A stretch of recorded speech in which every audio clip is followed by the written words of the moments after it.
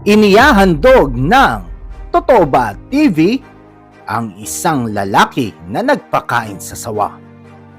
Ano kaya ang nangyari sa lalaking ito matapos magpakain sa isang giant anaconda?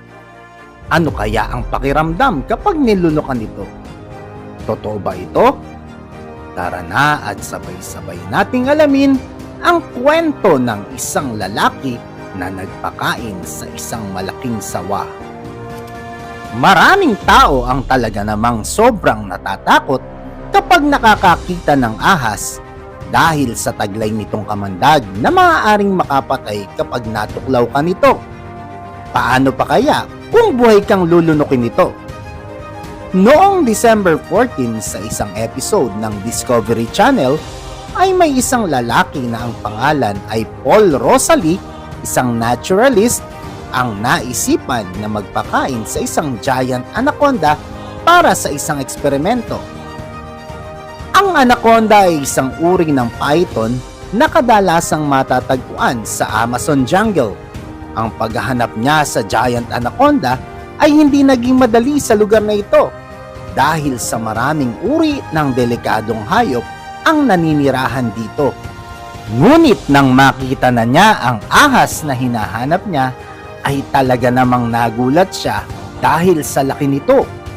Ito ay may timbang na 200 kilograms at may haba itong 24 feet, na katumbas ng 4 na tao na pinagdugtong-dugtong.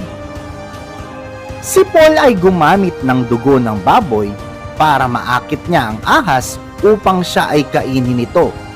Siya ay nagsuot ng espesyal na kasuotan bago siya magsimula na magpakain sa ahas.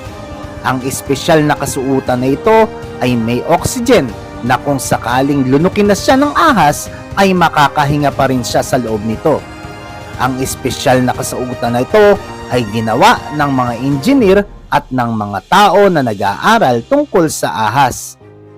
Ilang saglit lang ang lumipas ay nagsimula na siyang lingkisin ng napakalaking sawa. Mabilis siyang pinuluputan nito sa buong katawan at pilit nitong sinusubo ang ulo ni Paul. Habang ginagawa ito sa kanya ng malaking sawa, ay nakahanda naman ang buong team ni Paul na i-rescue siya kung sakaling mayroong masamang mangyari sa kanya. Matapos ang ilang sandali, ay agad nang bumilis ang heartbeat ni Paul habang nililingkis ito ng ahas at sinabi niya sa kanyang mga kasama na mukhang mababali na ang kanyang braso sa tindi ng pagkakalingkis nito. Dahil dito ay humingi na siya ng tulong sa kanyang mga kasama at agad namang rumisponde ang mga ito upang tulungan siya na makawala sa pagkakalingkis ng giant anaconda sa katawan nito. Sa ginawang eksperimentong ito, sinabi ni Paul na kung siya ay walang suot na protective suit, ay siguradong durog na ang kanyang mga ribs at iba pang buto sa kanyang katawan dahil sa tindi ng pagkakalingkis ng sawa dito. Kaya naman, ang eksperimentong pagpapakain ni Paul sa giant anaconda ay hindi naging matagumpay. Ginawa ni Paul ang eksperimentong ito dahil gusto niyang malaman kung ano ba ang pakiramdam sa loob ng katawan ng isang ahas. Ngunit dahil hindi siya nagtagumpay sa plano niya na ito, kaya naman bigo siya na malaman ito.